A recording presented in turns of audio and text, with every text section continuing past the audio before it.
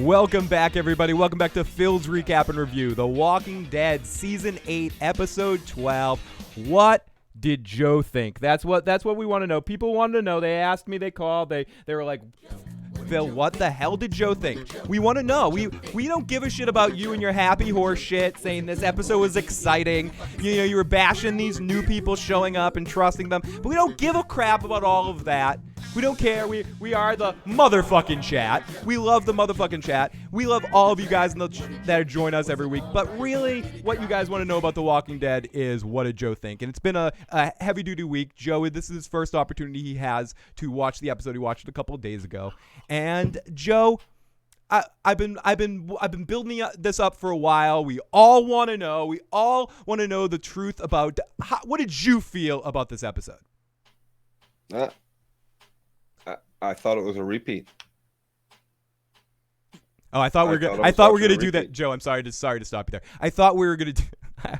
I jokingly thought you were gonna say it sucked, and I was so close to shutting off the podcast. I had it. Joe and I talked about earlier that we were gonna just do that. Ultimately, what we're gonna do is just have Joe say his very quick thoughts and then end the show. But we were having a fun time talking, so I definitely want to talk a little bit to Joe about it. And you say it's a repeat, that everything that happened this episode, nothing new happened. And what I'm going to do is read a quick update or a summary of what happened in this episode, and we'll look at Joe. I have the camera on Joe this whole time. Hey, everyone in the live motherfucking chat. We got Broke, we got Linda, we got Worldwide Horror, we got Jay, we got lots of awesome folks in the live motherfucking chat right now joining us. And if you want to join us live, make sure you subscribe to the YouTube channel if you're listening to the podcast or anywhere else checking us out at a later time. Make sure you subscribe so you can get those notifications when we go live. Okay, so the episode opens with a close-up of Negan, Simon, and Dwight. Begins with his sympathies to Hilltop survivors while everyone else is loading up the zombie guts for their psycho ops. He's plotting to head off alone, presumably to warn Rick and Maggie about what's going on, Dwight. But Simon has other ideas. At first, he's falling back in line with Negan, making it clear that their goal is to scare, not massacre people up, and then we get the whole thing with Simon and Dwight going back and forth about Simon trying to get Dwight on his side to overthrow Negan. We check in on Hilltop for a quick second where we find everyone dealing with Carl's loss a little bit more than anyone else. Rick shares a nice moment looking at Judith where he says it's not my kid, and then with Daryl and him make up, and then he tells Daryl that they need to split up and he needs to go off alone. He sees Negan, goes after him with a car, chases into him into an abandoned building, and then they get into a fucking knockdown, drag out fight, and he burns up Lucille. Negan cries about Lucille. Then we go back to Hilltop. Maggie spies something in a strange distance, and a little package. They go up to a package and they get it. Enid's the only one that's making sense. Like fuck this. Where you shouldn't trust these people, which is really fucked in my head when Enid makes sense. Now no one's prepared what waits. They meet a blue van with these three people that come out that wants to swap goods for knowledge and jams and records and shit like that, and sounds like a motivational speaker. It's a creepy scene. Maggie goes back to Hilltop, forces them there, and says, let's just steal their shit. And everyone's like, no, you shouldn't steal their shit. And Maggie goes, I'm not going to steal their shit. And then they end up letting them go and giving them what they need, and they move on, and they say, we'll be back to collect this. And they give them a book filled with all this shit on how to rebuild. Shit you could get from a library. And then the episode ends where Negan escapes from the area. Like this is some sort of big fucking grail or some shit. Are you kidding me? And the episode ends with Negan showing back up, or after he escaped somehow from his fight with Rick, and we see that Simon also and Dwight go and try to look for Negan, and they declare that he's probably dead. And Simon says, "Let's go back and kill all these people at Hilltop," and rallies the troops. And we see Negan's in a car with Jadis, who's holding him at his gunpoint. That's basically our episode, Joe. What did you think, buddy? I thought it was awful. I thought it was boring as all hell. Another wasted opportunity, 25 minutes of, stupid fucking banter between Rick and Negan that we've heard every time Rick and Negan have talked. I don't understand the appeal and the want to keep having. Did you like the fight? Did you like the fight between the two of them? At least a little action? Were you at least... No, what action? There was barely any. There was like 2 blows exchanged. Like Negan was hiding like a pussy. Like, you're trying to bargain your way out of this, Negan? Sounds like someone who's about to like get their head crushed in, that knows they're not a fighter. He wants to give Rick a job as a janitor. Like he's a big talker and he intimidates, and then like he obviously not a fighter if he's got to go through that much. Like, just it was pathetic. It was really pathetic on Negan's part. It was pathetic again to give that to us. Like, how the fuck does he get out of that? Like, he's literally 4-5 steps behind Negan. When he crawls out the window, Negan's just gone.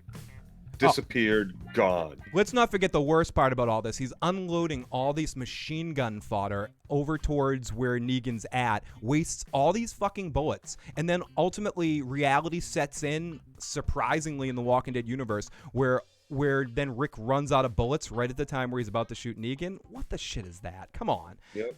Like, I get such a TV trope. Such a TV trope. And then like doesn't cut off his fingers. He misses. Yeah, Negan gets away just at the right time and then falls 3 stories and then walks out of there, no problem. Doesn't hurt himself a little bit, doesn't slow him down. He just or we don't actually see when he hits the ground, but he's able to get out of there before Rick makes it down there. Talking to Lucille. Yep, like Tom Hanks and Wilson, like screaming to Lucille. Like, it's just a horrible, pathetic episode. And what the fuck is wrong with fucking I don't even know Dwight's little pal's name there. Simon, like, dude, you want Negan gone? Just fucking kill him.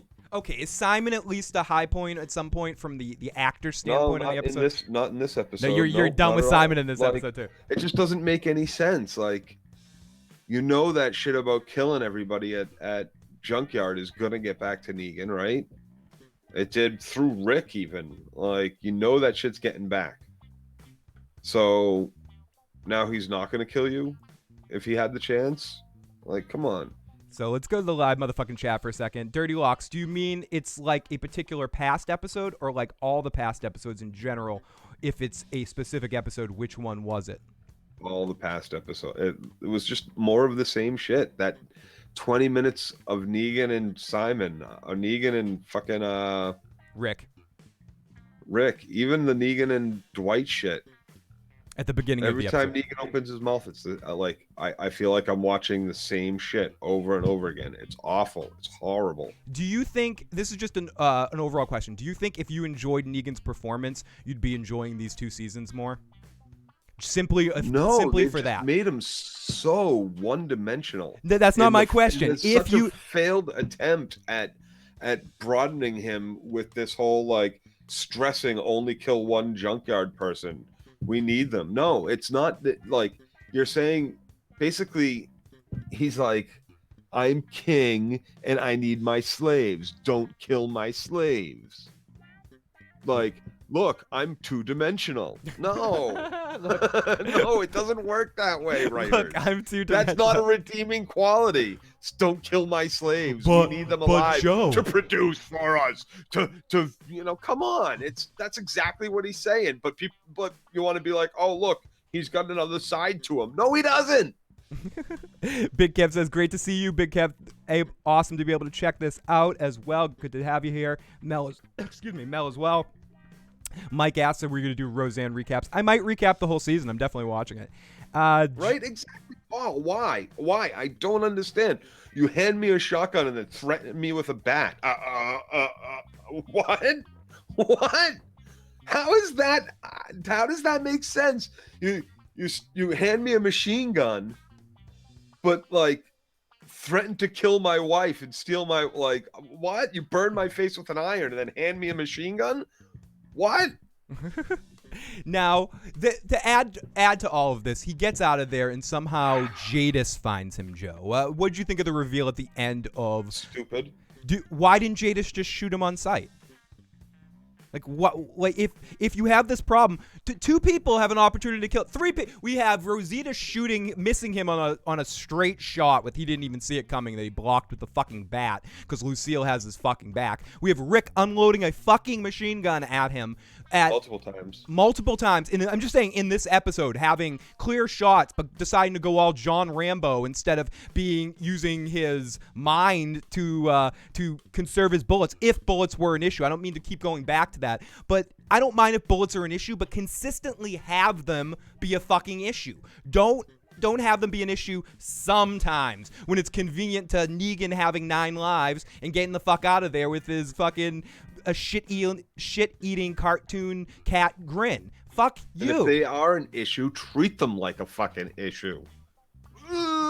Just shooting everywhere. Adrian adds, am I the only one that noticed that Negan falls into the basement but jumps out the top floor of a window? I didn't catch that, but that shit would not surprise me.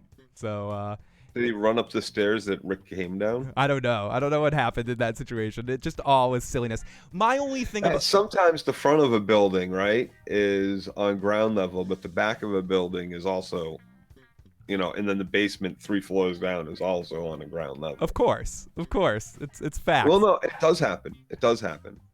My old work was like that. My current work is like that. C. Lopez, hey, you guys, love your videos as always. Thank you so much. It's good to see you. I've definitely seen you in the comment section and see you around, buddy. Great to see you in the fucking live chat. Mike says, yeah, he's got the plot armor. Yep, he does. But yeah, that was stupid. Yep. So stupid. TV says, scenes don't advance anything in this show, Joe.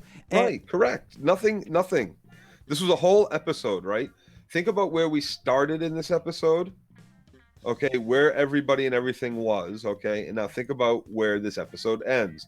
Everything is the same, with the exception of now Negan's lost somewhere, but everybody else is the same, and we have a nifty medieval manual. No, we did. Okay, and I'll get back to that in a second. Filled with all that late night shit you've watched on cable a million times about how easy it is to make a water windmill pump, fucking turn some fucking grain shit. Wrap a fucking couple cords around a fucking specific type of metal pipe there, and you get yourself some electrical current going. I mean, I don't know the specific type, but there are smart people that might. Maybe we should talk to one or go get a book. Let's get out of a fucking library. Let's get Eugene up in there. Let's. I'm sure there's more. Right? The only guy who knows anything. Oh my goodness. Okay, so a couple of comments from the chat. Joe answered that a little bit earlier. He said it's just like every episode. It's not like a specific episode. It's just all reminding him of the same thing. C. Lopez says, I hate to say it, but Negan rules. Hated him at first, but now he's my favorite character. Wow. Okay. All right. I can't argue with But this is what I'm saying. Maybe the show is a little bit more palatable if you're liking Negan. But I don't understand. Like, whatever turned you, so they browbeat you into it because he hasn't changed. TV Stockholm, Joe. Iota. We've talked about it before. TV Stockholm syndrome. You have it. It's like, okay, I'm going to make the best of the situation. But that being said, I can't tell someone they're not enjoying a performance. Right. Exactly. And I was talking to someone else in the comment section about this as well. That I can not understand it. Exactly. You cannot understand it, disagree with it, but I mean, no, I can't disagree with it. I can just not understand how you get to the point where, like, especially like, oh, I hated this. I hated his, not necessarily performance, but like the character, and the character hasn't changed at all. And like now, like you like him, okay? We're silent on Joe. And C. Lopez says he hates to say it. He's self-loathing a little bit there in that comment about saying he's liking Negan. But I've had episodes where I've disliked him more. But I do know some people that have liked him right from the very beginning and really love Jeffrey Dean Morgan's performance. Adds a lot of energy. This is what some of the people have said. Adds a lot of energy, fun. Seems like he's having a great time in the scenes. A lot of good wise-ass comments and a lot of funny lines. Witty dialogue kind of shit that they like about Negan. I'm not saying this, Joe. Don't look at me like you want to fucking kill me. I'm making an argument for what some people might be enjoying about the Negan performance. Yeah, no, I mean, hell, they like his tight leather coat, so they're all in. That could be part of it too. They tie a red ass guard around his fucking neck too. Like, come on, like. They like the Fonzie. Mel says, are they trying to make a point that Rick is unhinged at this point or just doesn't give a fuck about the trigger discipline? Maybe that's what they're doing with having Rick just shoot around everybody. When he crashed out the window, he's probably knocked out. So Jadis lifted him into a car. Carlos, to answer that question, I think it's too late. I think I've heard rumors that they're going to skip that storyline, is what I've heard, or maybe just do passing reference to it. I don't want to talk too much about this here for spoilers, but what Carlos said in the live chat for people, and people can watch that later if you're watching the live video and see what he says. But I do think that thought I read somewhere where they said they were skipping that storyline.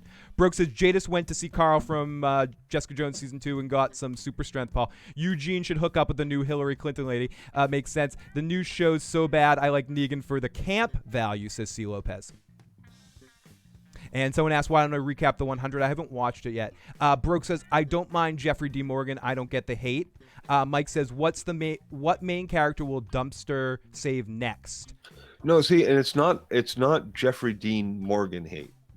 I don't want you to confuse that. I don't mind that it's Jeffrey Dean Morgan. I feel bad that it's Jeffrey Dean Morgan. If anything, like, his character is written horribly for fucking television. It's okay in the comics. You get through it so quick that it doesn't like manifest the same way to a viewer or a reader. Like, it's not Jeffrey Dean. It's the television version of Negan for sure. The comic book character is much different. Not necessarily an attitude or anything, but just the comic book itself is so different. So it's not Jeffrey Dean I have a problem with. It's this television Morgan that they have written in the constant just shit out of his mouth. Sounds exactly the same to me every week. Very fair point, Joe. Hannah says, I refuse to believe that between the Kingdom, Alexandria, and the Hilltop, no one knows the basics on survival or building skills that doesn't exist. Yeah, exactly. And Jay says I should be watching the 100, and Broke also adds, Phil, watch the fucking 100. Like, why haven't they cut down all these fucking trees around? Like, so you have lots of clear lines of sight. Shaved down, like, there's so much they could have done. That, like, this mansion at this point should have like wings on it. like it should be like they should have actually started making buildings, not like fucking lean-to shacks and shit. Like, Mel in the live chat, who I feel bad for. It's only been a week, right? It's only been like a week, hasn't it? Yeah, it's only been a week for the last 3 seasons. Mel, who I feel really bad for because she loves our show and watches us podcast, and she has started watching The Walking Dead just so she could the recaps would make a little bit more sense to her. So she says, as a new watcher, I have to ask: is it ever winter in the show? Why is everyone always one winter season? I think 2 or 3. We got passing. There was the season where we skipped time, where they were all moving the whole time, and they were in the wilderness and they didn't have a home, and we kind of skip over winter at the beginning in a beginning montage. And I believe we've seen snow a couple of times, but it is a fair point that well, the reason we haven't now is because this has literally been like, for the last 3 seasons, it's only been like 2 months, like, if that. And a few let's keep the comments going in the chat, because it's a tight story. It's been like a few weeks or a month, at 2 months at most, for the last 3 seasons. So let's keep shooting Joe comments in the chat. We're gonna be on here for about an hour, so 45 minutes to an hour. So let's get a few more, or just keep the comments flowing for Joe. There's only so much Joe can say about this episode. So as a new watcher, JDM is great actor. TV Negan eats shit. Needs to be a really big dude that's more menacing, scary, and creating fear.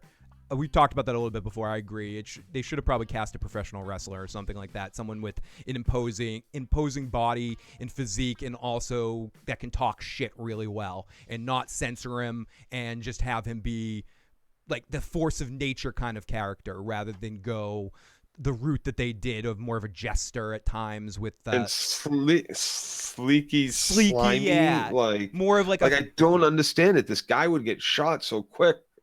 I know this because I would shoot him so fucking quick. But you know what I mean, Joe. Like, if they had cast someone, and I'm not saying, this is where I go, if you would like Negan, maybe not is going to turn into the greatest Walking Dead seasons ever, but at least it might be somewhat, and it's all contained to one season instead of 2 seasons of this shit. There's ways they could have done this Negan arc in a television standpoint that could have been a lot more successful. And I think it comes right down to the initial casting. And because they cast such a big name actor and someone that they paid a lot, they wanted to first eliminate the other funny character with Abraham, get him out of there. Anyone else is going to make wise ass comments that might challenge Negan for the funniest guy in the show. And then have him do what he did in the comic books as well. And I don't find any of that shit funny. There's nothing funny about like I'm saying subjectively funny. With never made me laugh once. The writers saying, "Hey, Negan's funny. Let's give him a lot of one-liners." But like, that's what I'm saying. I'm not saying I think he's funny. I think that's what the philosophy was, because they hired such a big name actor for this. If you cast ultimately a no-name actor, someone like the Mountain or something, the actor that plays the Mountain, someone like that can talk shit or something, a UFC fighter, a professional wrestler, somebody, someone that can create a little bit more menace and talk a lot of fucking shit. You have it be a 1-season arc of these people. It makes a little bit more sense, and you can still do a lot of the same shit you did the same fucking way. It just would have been more palatable and more fun and less dancing marionette shit, or what. I don't even know how to verbalize what I don't like exactly about this performance, because I do think, and I don't want to get past this, you said it too, Joe, someone in the chat said it, Jeffrey D. Morgan's a good actor, and this is an example of writing and character destroying what. And I feel really bad for him, because you can tell he's having a really good time doing it. Yep. He's having an awesome time playing this part. He's really invested in the Walking Dead universe, in the fans, coming to cons, meeting people, talking about the Walking Dead, always posting about it. Like, he gives a shit about being in the Walking Dead universe. You have this big, like a big name actor that could be doing movies and shit like that, choosing to be like, I want to be on the Walking Dead for a while. And it's the writers and the fucking Walking Dead staff are fucking failing him. Yep. It's a fucking shame. Sorry, I'm ranting on what did Joe think, but yeah, it's fucking. There should have been a graphic for that. This is the place to do it. The Rock would have been a good Negan. He would have been better than Jeffrey D. Morgan, I think. Maybe he's a little bit too. He wouldn't. I don't know if he could play outside the Rock character. For some reason, my mind keeps going to like a young Stone Cold Steve Austin playing Negan, something the Rock like that. Wouldn't have made a good one. He's a little bit too nice, toned. Maybe, yeah. Again, I don't know why my mind always goes to Stone Cold for the part, but like someone like that, or I know it was based on young Rollins, so I mean. Maybe if you go back in time, young Rollins. K-Rich says, the cult leader can't terrorize everyone, can't humiliate everyone. He has to have a lawyer in an inner circle. They have to have a monopoly on the guns. Otherwise, all it would take is a pissed off guy with a gun. Yeah, that's what Joe was saying, that he would be that pissed off guy with a gun. If for Negan to make even more sense, for another thing the show could have done to maybe make it more sense is have him be a little bit more loyal to an inner circle. And people that actually defend him, some bodyguards that are. But he doesn't. All he does is treat everybody the same kind of shit.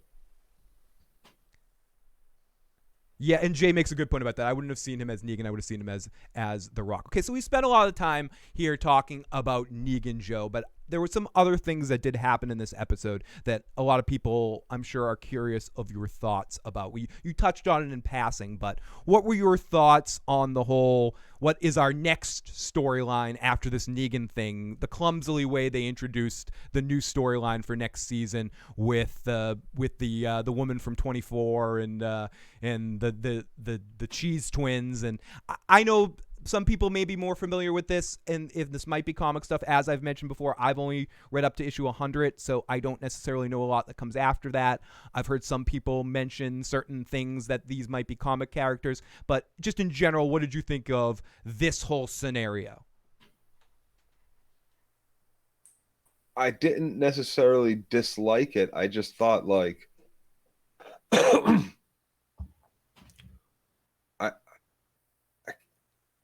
kind of wished it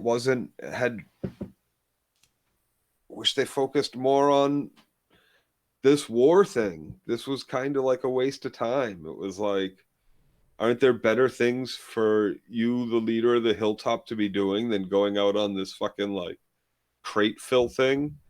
Like, isn't there more pressing needs than that at the moment? I mean, the only thing I could say is that the hope that they have food and you're running out of food, so you have to kind of look at every avenue, and if they're offering a trade for food, then you may want to go out there and rob those people, I guess. But that's just it. That's not our characters. We know right from the start they're not going to rob them. And basically all they gave him was like, I don't know. You were just Maybe some things in that book might be helpful. It might be hard to compile a lot of that stuff together. especially in this world right now. But no, not especially in this world right now. It might be hard to find them in the different libraries, but once you find a library, like, you have all the time in the world to find this shit. Like, clear it out and then like leave Eugene in there with his glasses and hope they don't break. You know what I mean? Like, there's lots of people that would enjoy that are probably sitting on the hilltop going, well, I'm not a blacksmith and I don't really swing nails too well, so like, what are all these people they're feeding really doing every day? Come on, at some point go learn. You got to go fucking, I don't know, there's just so much. I'm like, it just doesn't make, the writers are fucking awful. Yeah, they got introduced in a very romanticized way. The music told you they weren't a danger, so you can't help but get on the side that Michonne's right. And we gotta stick by Carl's vision. It's all about this shit, Joe. How do you feel about this all coming back to like, you got to do it for Carl, Joe? You want to do? Should we do this podcast for Carl? It's pathetic.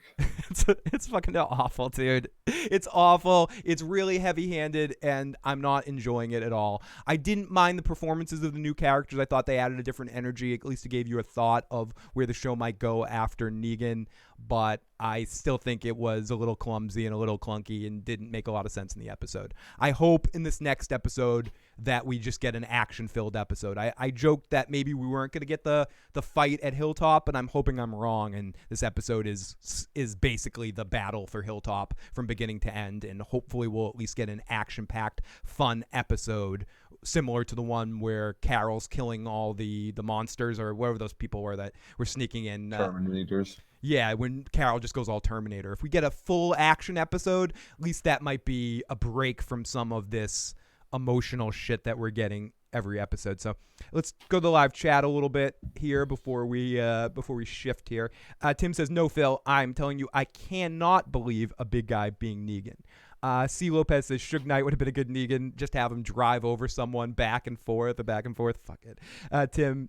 Paul says, "Negan has the library books. That's the twist. So better organize a revolt or something." Mike says, "People do like Curious George books." Mel says, "I don't understand the reference that his followers have for him. He's a leader archetype instead of love bombing people to gain their loyalty. He bashes them over the head." And Joe and I have talked about this for a long time, Joe. And I guess one more time, you just don't understand the loyalty that these people have for Negan, right? Yeah, it makes no sense. Yeah, it's just not sustainable, as Mel said. We need more walkers, but I'm thinking that, yeah, it's a good idea to think about how to make these things. Mike says, "Well, they have welfare checks in the zombie apocalypse." Good point, Joe. That why are there no books? It's not like the zombies eat the books. The LPGA looking lady said medieval people building plans. So presumably they could have the supply. They could build with the supplies that they have. Hannah says, "I was sad when Carl died, but they're making me hate him after all this, with all this future talk." Yeah, exactly. It's bashing it. I wasn't the biggest Carl fan to begin with, so it's even more shit for me. I'm just like, fuck this shit. I don't want to hear any more of this. So, Joe, wrapping things up about The Walking Dead here, is there anything else you have to say about this episode?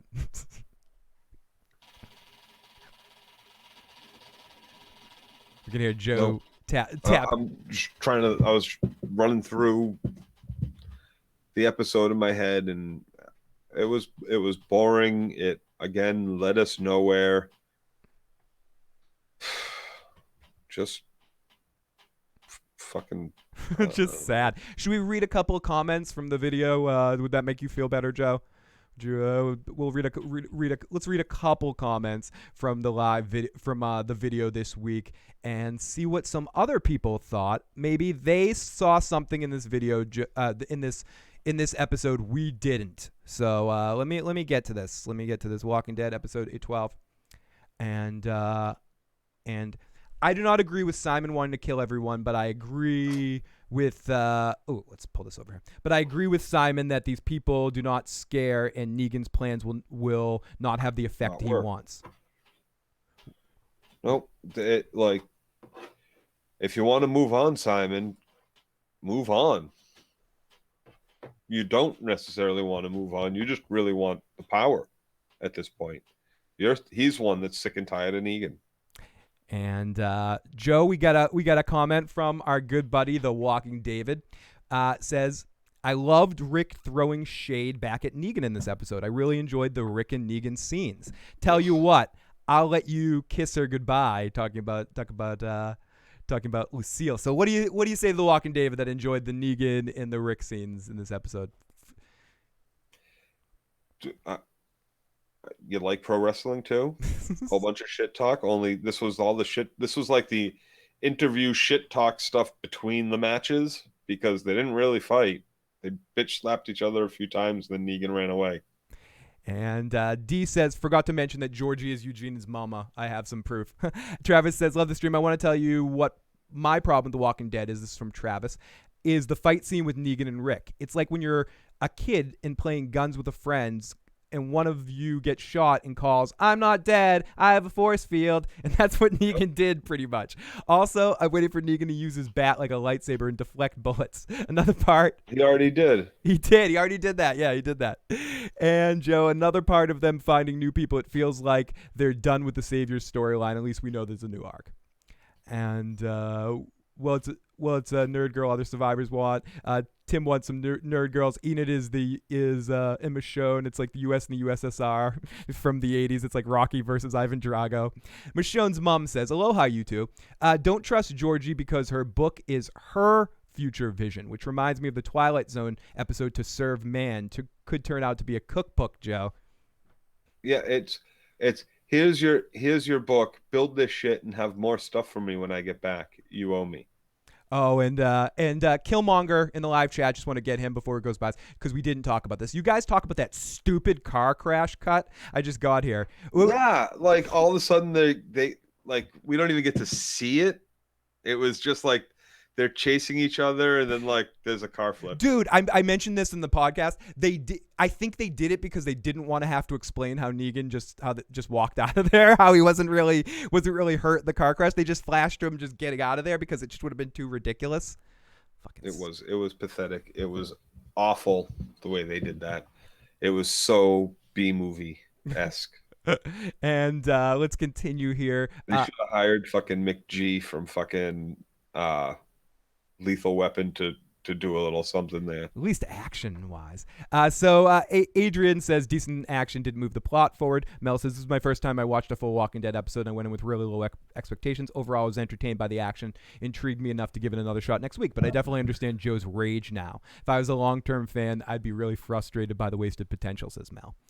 Kenneth says, Mag is an eyesore. Tori says they even had a Walking Dead joke in another video, which is funny. Tori also says, Simon is my new favorite character. He does have some bite to him. How's the mileage on the Mustang? Did the Saviors find the secret river of gasoline? I really missed some realism here. Makes it hard to get what would I do feeling when it's so fanciful. Great work. Right, exactly. I used to talk about that stuff all the time. Like, what would I do? What would I do? It used to be a lot of what this, if people listen to old versions or the old seasons of our podcast, a lot of it is talking about what we would do in these situations. And it's none of that anymore. It is, but it's all the same thing. Because I don't understand how this has been dragged out for so long. Like, why Rick didn't just start shooting him when he was on the balcony? Why Rick, wasted all his bullets? Why Rick didn't, So much, Joe. So much. D says, what was that? They didn't have any fucking bullets, right? Rosita had the one magic bullet in fucking all of town. Now Rick's just like, I'm out of bullets. Whoops. No, yeah, what? Bang. Sorry. Yeah, then he. Like, are you fucking kidding me? Come Then he's on. like, bang. Sorry, I'm out of bullets. Shut the fuck up, dude. Shut the fuck up. The show is a farce now. Try to enjoy it on that level. That's what I'm trying to do as well. I'm kind of with D. Lopez at this point. I can't because that's what I get. That's what I got my Z Nation for. No, fair. You get that from somewhere else, and we get that from Lethal Weapon too. And Lethal Weapon. Like I can suspend it because I know it's a ridiculous universe. It's a ridiculous. I pulled a couple of things out of last episode, right? Watching Lethal Weapon, I'm like, what the fuck? Can't you believe it? And she's like, Joe, you're Lethal Weapon, Joe, dude. You're watching. I was like, I know. I'm sorry. Joe, you're watching a Fast and the Furious movie, Joe. What are you watching right now? Okay, so D also, and that's what The Walking Dead has turned into, and that's not what it was. Yeah, it's not what made it great either. It's a good character piece and a good character study of yourself dealing with situations like that. That's what made everyone made myself and a lot of people I know fall in love with The Walking Dead. D says Joe will have issues with Eugene's mama, the future fairy godmother of Hilltop. Yeah, we talked about that. Joe definitely did have issues with that. Joe in the comment section says, once again, Greg Nicotero strikes again. He's a special effects guy, but sucks as a director. I have to see one more close-up of Rick and Negan's face. I'm going to puke. It's so close I can see their brains past their snot.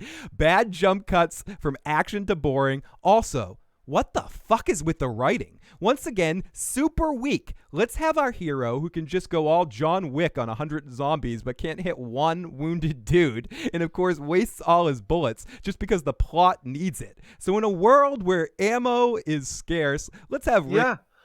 No, every single one of these fuckers, when they shoot a headshot, never a wasted fucking bullet, right? Headshot. Nobody can shoot fucking Negan or any of these other people in the body or anywhere.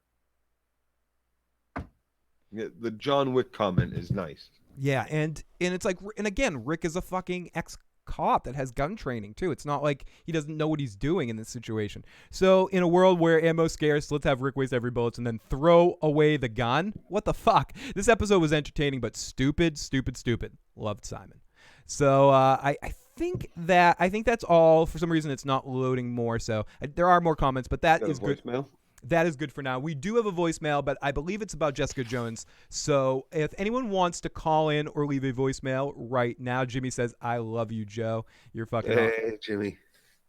Love you, Joe. Jimmy Olsen Blues. So let's go over to the voicemail. So I think we're gonna just basically wrap up here. On our Walking Dead discussion, and Joe, looking into next week, we're gonna change the subject and play Jay's message. He has a long message, a comment about Jessica Jones. I believe it's one of his comments before I forgot to play. But before we end up on anything you hope for in this next week of The Walking Dead? To get drunk. Would you be surprised if you liked the episode? Like if we're talking on Sunday night that was an episode. Is there anything that they can do? Impossible. That's my question. That's you're basically asking what I'm leading at. Is there anything The Walking Dead can do right now to make you entertained by the next episode? I'm not necessarily entertained. I don't think, but I could get some, like, if they killed Negan, if Negan was like, if they killed him next week, woohoo! Which it's not going to happen. Fucking Rick died. My jaw was on the floor. Jay says it's not about Jessica Jones. Oh, sorry, Jay. I thought it was a different message. I'm gonna go through a couple of Jay's messages to figure out which one it is. So let's play this one. Is it this one? I think it's bullshit. No, that's that one. I'm trying to cover the phone line. I think the only reason, and you guys have already said that you're okay with it, the only reason you did. No, that's Jessica Jones one too. Maybe it's this one. Hey, question. It doesn't have to do with Jessica Jones. Here it is. I was just wondering, what do you guys think about YouTubers who put up like reviews before something has come out for the general public to see? Because I think it's kind of assholeless, and it allows the people who are assholes online to just go up and without like having spoiler warners, just say, "Oh, this happens in this movie, and this pisses me off," like giving a major spoiler to a movie and things like that. I just think it makes you an asshole if you have like give a review of something before other people have gotten to see what it is yet. I never read them. Or you know, watch them. I care less about anything. Exactly. And I kind of feel the same way. Joe, what would you say, Joe? I said I never watch reviews. I never read reviews because I really, honestly, could give two shits. Like, as far as my entertainment goes, could give two shits about what other people think. Yeah, and I'm kind of similar. I try not to watch trailers as much as I want to. The motherfucking chat, of course. Yeah, because you guys are fucking awesome at the motherfucking chat. But I don't know what you think. But no, but I do. No, but I do too. It's my point too is I try, if I'm going to see a movie or watch a movie, to personally, for me, avoid that shit, because you can't control, and I'm not talking about the people making the videos, I'm just talking about people in comments or doing shit, or anybody, even people making videos. You can't control what someone else does. So if you want to protect your fucking shit and not have to watch that, I kind of just stay the fuck away from that stuff and watch. I'll do read and watch that stuff after I've seen. Me too. After I try not to watch, and that I used to be like that too. I wouldn't read reviews in newspapers or watch Siskel and Ebert or something till I saw a movie. Usually, sometimes you'd miss a movie, hear a review, and be like, "Oh, I should go back and watch that." So, unfortunately, you can't control what people do. But to answer your point, Jay, I think that's why they put those things up, like when they have certain people watch stuff or review stuff, you can't release your shit to a certain date, and I agree with that. People shouldn't be able to release spoiler reviews or get very specific, or I shouldn't say they shouldn't be able to. It's bad form to do that before something comes out and be like, I saw the movie. And usually you're contracted to not be able to say shit until after the fact. Yep. Like there's cutoff dates where you can only talk about what you see in the trailer or there's all these fucking stupid rules that whether people want to follow or not. So I definitely see what you're saying, but personally, I'm not completely affected by that. I don't think Joe is either, because we avoid that shit as much as possible. But let's see what the chat thinks. I don't even like watching previews for the next show, says Ren. See, in my opinion, if you don't want to be spoiled that badly, you almost have to have a media backout. Mike says, I love spoilers. Some people, I go through phases. When that's part of my problem too. If I start reading them, it's like eating chocolate. Like I eat one bite, and next thing I know, I'm at the convenience store at 3 a.m, bashing the door, going, "Let me in! I need fucking chocolate! Give me fucking chocolate!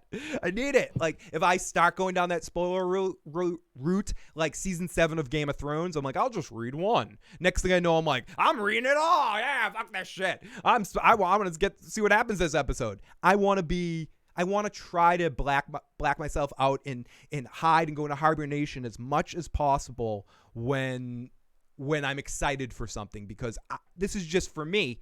As much as I know about something coming, the least hype I get about it. And I've just learned that about myself. Like some people are different.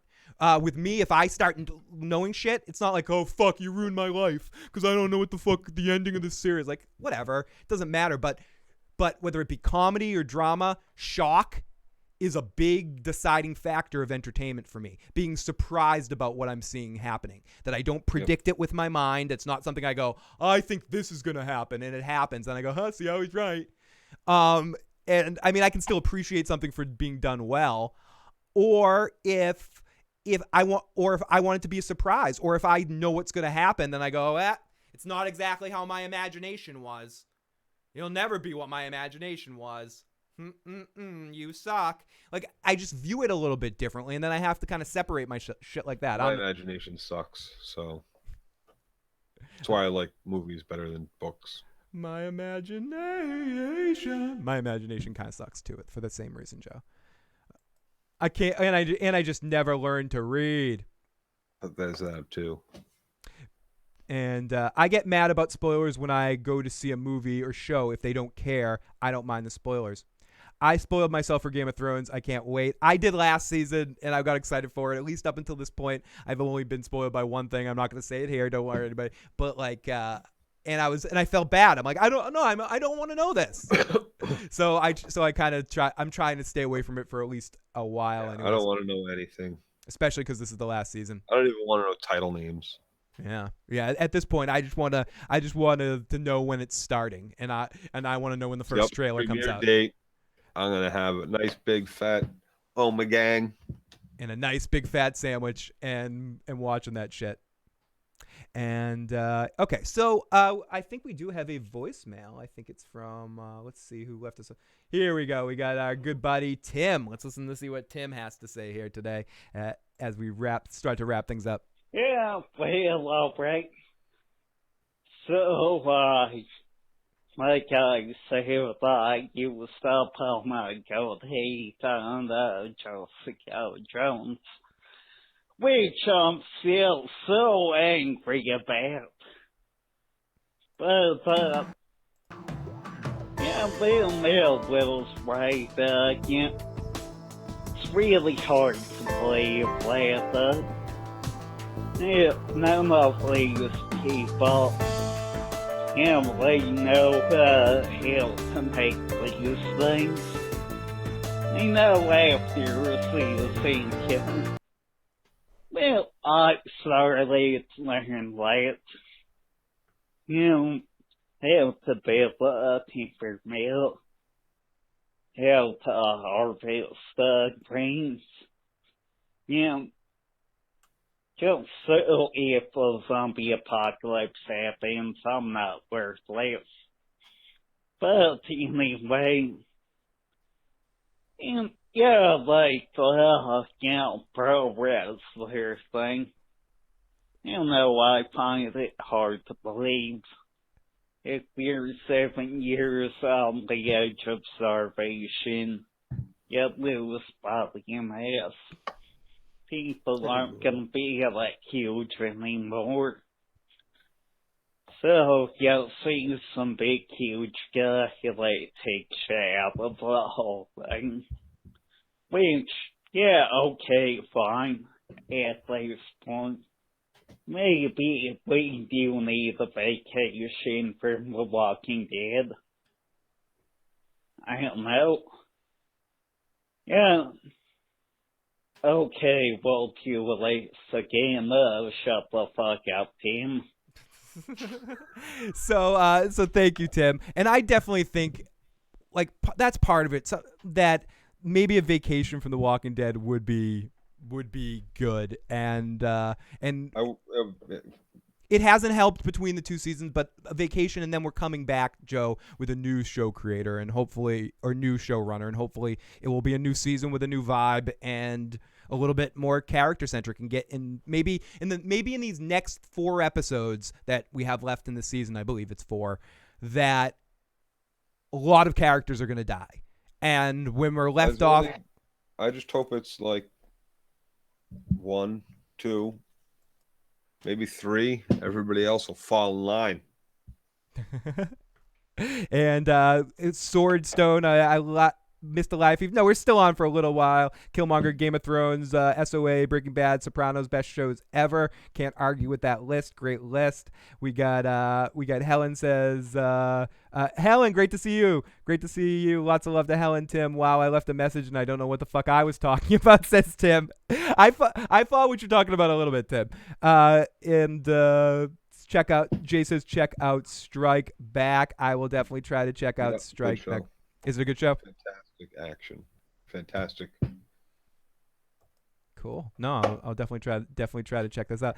Travis, great to see you. We read your comment earlier. So, Joe, to wrap things up here, looking to this next episode, as we said, there's nothing that can happen to make you happy, but you are hoping to be surprised, though, right? You would come out here very shocked if you enjoyed this new next episode of The Walking Dead.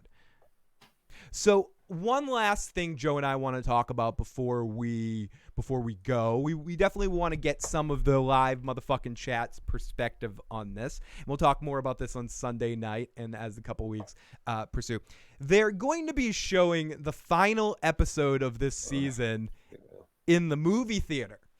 They're going to show the first episode of Fear the Walking Dead the next season and the final episode of the season. Joe and I are considering actually going, maybe, and then doing an immediate reaction, maybe a podcast the next day on Monday, but doing like immediate reaction right after we leave the theater. But we're not sold on it yet. I have to look into it. From the first bar we come across. Yeah, from like the first bar, the first parking lot of the bar that we come from, or that come all over, right after the movie, whatever situation. So we'd love to hear you guys. Let us know in the comment section of this video or the live motherfucking chat what you guys think. If you'd like to see Joe and I come out of a movie theater, we're not gonna watch Fear the Walking Dead. We're gonna go just to watch Walking Dead and then leave. So because neither one of us are caught up on Fear, so it wouldn't make a lot of sense sitting there. I'm almost caught up. I got like 2 or 3 episodes and I'd be caught up. So I got to see. I don't know if tickets are still available, how much they are, all that sort of shit. But I talked to Joe. He has the season finale night off. So we're considering doing it. So I'd love to hear your perspective on it, Joe. Joe, what are you thinking? Do you think you'd maybe like this episode more seeing it in a movie theater? I think I'd like to just go out and drink and hang out with you. Go eat a hot dog or something. Oh, make a spin. Oh, yeah, do it. Take that bullet so we don't have to. And Hannafy says, do it.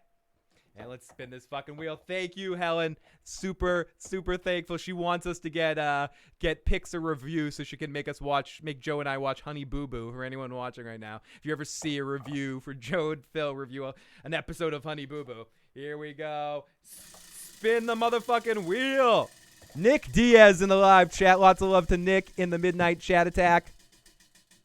Let's see what this lands on. It landed on... Uh-oh. Uh-oh, Joe. Are we boo-booing? No, we're doing 10 push-ups. I've been up for like 22 hours. We're doing 10 push-ups. Should I do the 10 push-ups for us? No, I'll do them right before my shots on Sunday night. Okay, Joe is good. We're gonna add 10 push-ups to Joe's list, and I will do them right now or do my planks. And I owe you. I was very close. Here we go. Let me go over to here to Joe. Joe, you're gonna be on this. Let me put myself on the screen here. Shift the camera and play some music here in a second. And let's play a quick voicemail we have from Jay while I situate myself. And let's play this shit. A couple of things. When is your FOP going to be? And if you guys are both getting sick of this show, there's a show called Strike Back that comes on the weekends. You can recap that.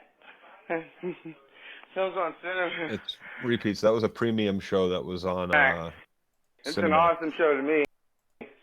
I think Joe would at least not find it boring later. Yeah, I saw them all. It was really good. Awesome. And Joe, I did want to get your thoughts on one other thing if we have time, but let me play some music while I do my push.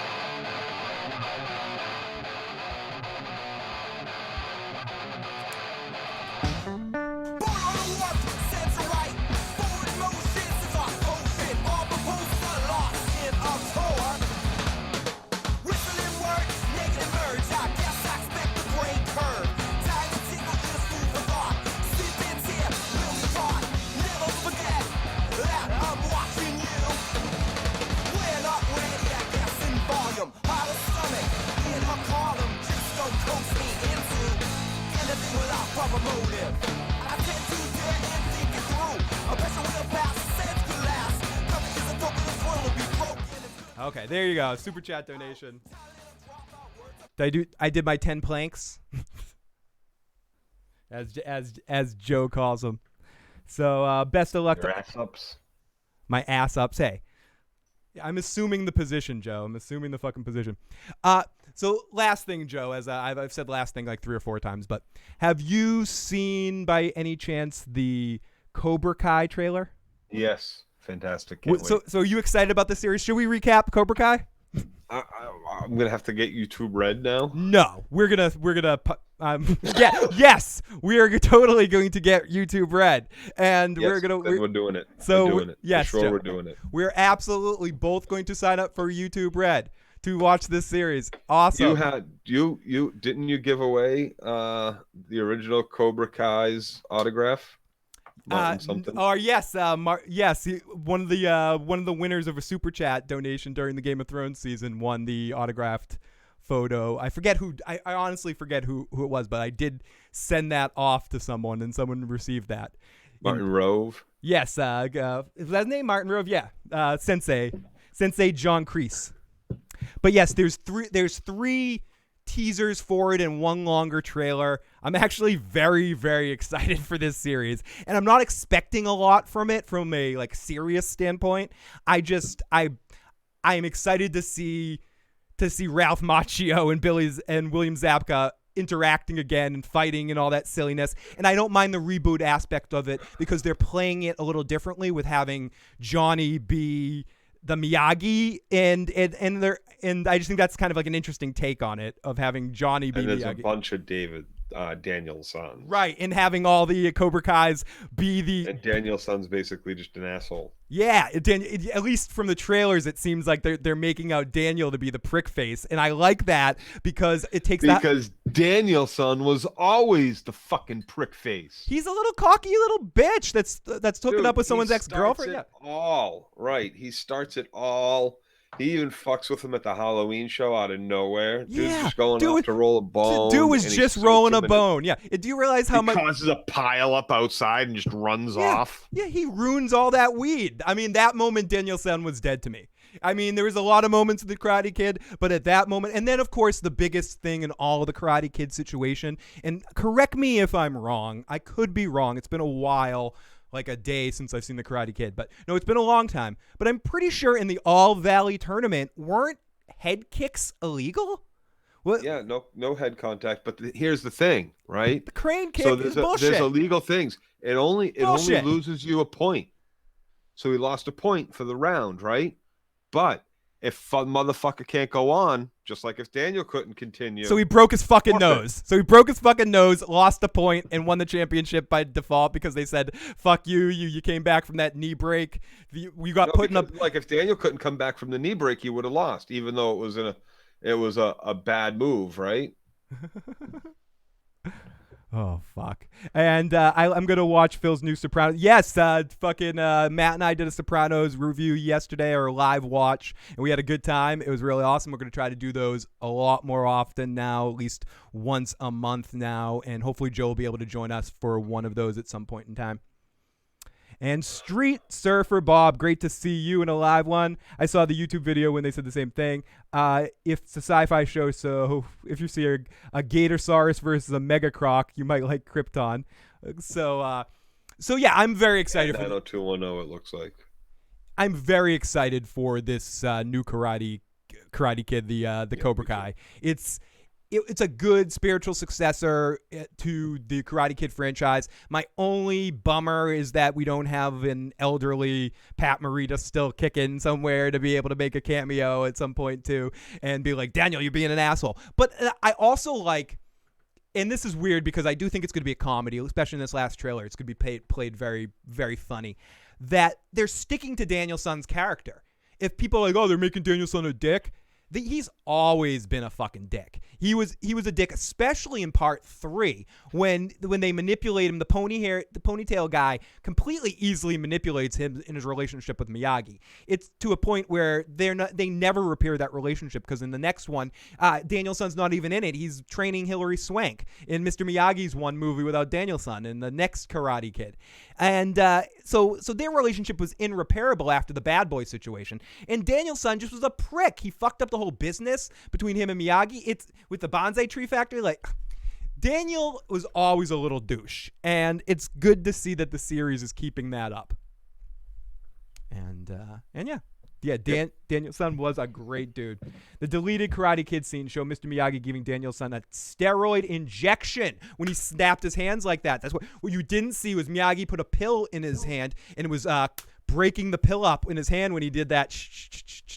That he was going to put a steroid in Daniel-san's knee, or cortisone shot in Daniel-san's knee to allow him to continue the battle. I think Mike in the live chat is on to something. Jay says the thing about the crane kick, it was the most telegraphed move in the history. How the fuck did Johnny not dodge that? Another good point, Jay. And Joe, till next time, Joe. We'll talk to Joe on Sunday night, where Joe and I will both be having some drinks. But for now, this was the latest episode of. What did Joe think? What did Joe think? What did Joe think? Was it good, or did it really fucking say? What did Joe think? What did Joe think? Was it all right, or did it drive him crazy? Oh, he's drinking next week. He's drinking next week, baby. So everyone, thank you so much. Thank you for the super chat donations. Thank you to all of you guys. Mr. Miyagi was a dick in 3. I think Mr. Miyagi was a dick in 3. SM, that's an argument for a later date. We'll have to rewatch that movie, do a live watch of the Karate Kid trilogy. That might be a really fun thing to do at some point in time. So I'd be down for that.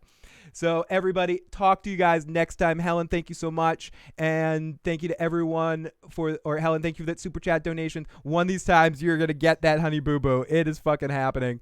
And if you haven't already and you enjoyed this video, please hit the like button. Please hit the subscribe button. Share the channel with a friend. If you're listening to our audio cast, please come and check out the YouTube channel and check out some of our live casts, our live casts, and join the live motherfucking chat. And if you listen to our podcasts, please give us some iTunes ratings and suggestions, and share that and stuff too, so you can find us everywhere. Joe, I'll talk to you on Sunday. Word. Later. Peace.